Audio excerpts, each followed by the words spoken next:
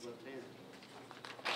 Okay, OSHA Act came into, the OSHA Act got signed into law when? 1970. 1971. With the OSHA administration, right? Occupational Safety and Health Administration. Okay, April of 1971.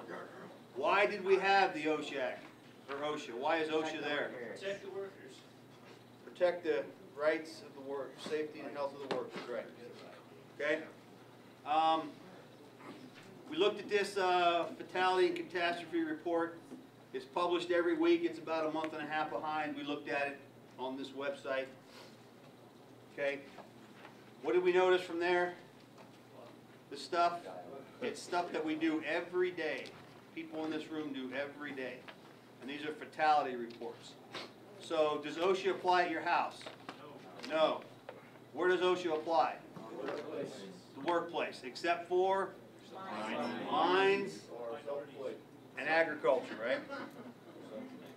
Okay. OSHA stands for Occupational Safety. Okay.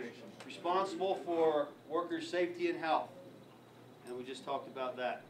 That's the triangle, that's the website for that Triangle Shirtwaist Fire Company. Did anybody look at that last night? I didn't think so. Review. Why is one no? MSHA, right? MSHA. 2 is yes or no? Yes. Right. 3, yes or no? No. No, why? Self-employed. And 4? Yes. Yes. Okay, the mission of OSHA, we're going to see this over and over again, same general theme. The mission of OSHA, save lives, prevent injuries and protect you guys. Okay?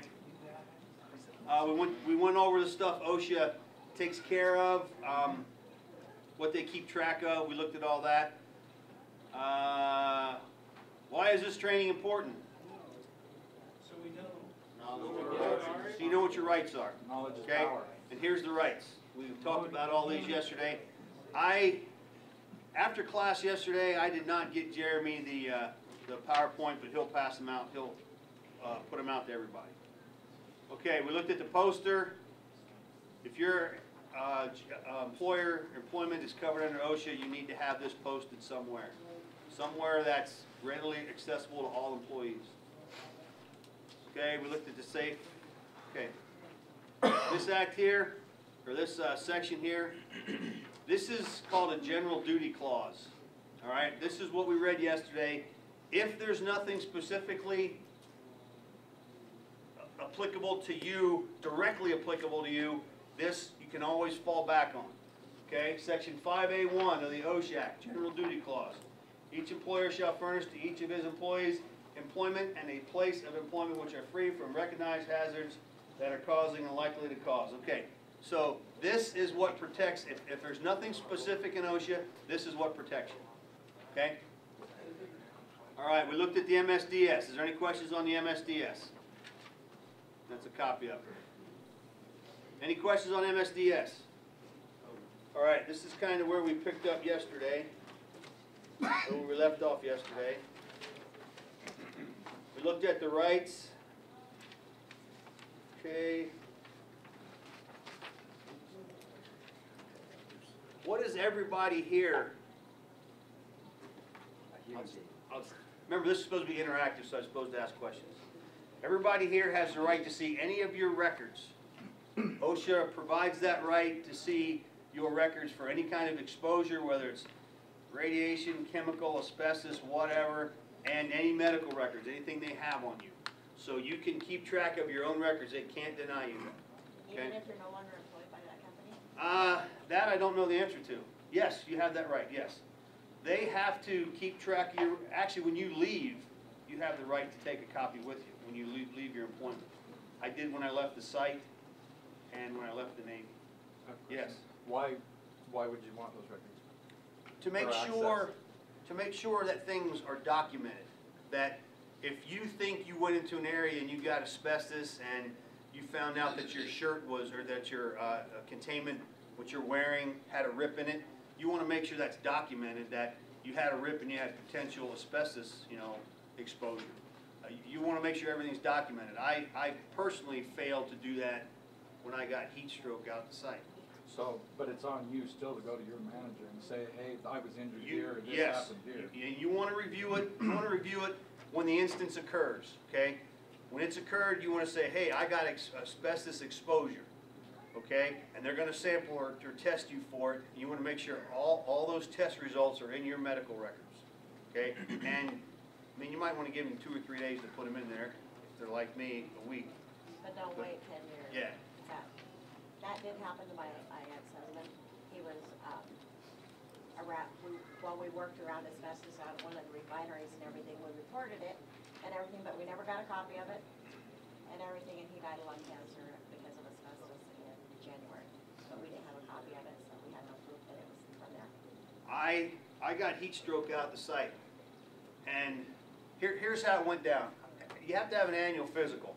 I got my blood work done, and then the day before my annual physical, I was on the reactor top, dressed out in all this anti-contamination clothing and Tyvek and everything, so that no water could penetrate. I was doing all the physical work on the reactor top, pulling all the fuel elements out and all the tests out, and the tests were time sensitive, so we cooled down to the minimum level. I mean, we had to get down below some number. We got just to that point, and then we went up because they were time sensitive. So I had all this, I was working over top of a big 20-foot deep, 25-foot across pool of water that was about 145 degrees. So the heat kept coming up in my face. And I was using that tool, and it took about 4 hours, but I got heat stroke. They had to help me off. They had to cut all my clothes off. They slapped an ice vest. If any of you guys know Vince, who's been out here for some of these classes, he was there too. They cut all this stuff off of me, and then when I could physically walk, they sent me home. The next day I went to the doc for my annual physical, and I had the symptoms of heat stroke, and he tested me and said, yes, you have heat stroke. So for 9 months, I had to keep going to see a doctor for all the symptoms, and one of them was blood in your urine. Blood in my urine for 9 months. And then the first time it went away, the doctors decided that I didn't have heat stroke, that I just had some kidney issue. I never knew that. They never told me that. When I left the site, I found that out. And it was years after this happened, so I had no way to go back and say, hey, look, you told me I had heat stroke, but they removed the stuff out of my record, or at least it's not in my records that they found that I suffered from that. So make sure the stuff gets in. If legal things happen and they're at fault, then if medical issues happen down the road, you want them to help take care of it. Okay? So just make sure, and it's up to you guys. If you guys don't check, then you have no repercussion. Okay? Workers have the right to review the current logs as well as the logs stored for the past 5 years. That's all they have to store. I have to store your records here for 5 years. So when you leave, make sure you get copies of your medical records. Okay? I never reviewed mine ever at any place of employment ever. Not a good thing. Okay, and 300 we'll look at here in a couple minutes. You guys should have that with you. Complaints or requests, you're going to do a complaint form later on, but anytime you have any kind of issues, you're allowed to go. If you're concerned about repercussions from your boss, you have the ability to make a complaint online. You have the ability to make a complaint formally or informally. Okay? The online ones, it'll say somewhere that the online ones don't get as, because there's so many, they don't get seen as soon. So the issue might be passed by the time they see it. But if you fill out a complaint, you don't have to sign it. Now, like somebody said yesterday, they might be able to figure out who you are, but if it's truly a concern, then, and you think it really needs to be taken care of, then, you know, you should want to go ahead and step up and sign that sucker, send it off, and get OSHA to check into it, because if you don't push that issue or make it aware to somebody, then, and it truly is a hazard or a safety concern, somebody will get hurt down the road. Might not be you, you know, it might be 20 years from now, but it's something that should be addressed. So, and then you have that regulation to protect you from if you complain about issues, then they can't come back and penalize you for turning that in, so, At least not Can on I the add record. something? speak. They can't penalize you for complaining or requesting corrections, but they'll find other reasons. This Well, has that's a- actually happened to me. That's what we talked about yesterday, yeah, I mean, they can't fire you, they can't fire you for that reason, they can't dock your pay for that reason, they can't do anything to you for that specific reason. But if they're that type of employer, maybe you don't wanna work for them anyway, but, you know, they can find something else. Well, you broke that saw blade, so, you know, you're gonna pay for that out of your pocket, and they'll end up getting all the money back somehow, you know? Or they'll fire you for not wearing a safety, your hard hat, when you walk in the door, you put it on 10 feet later.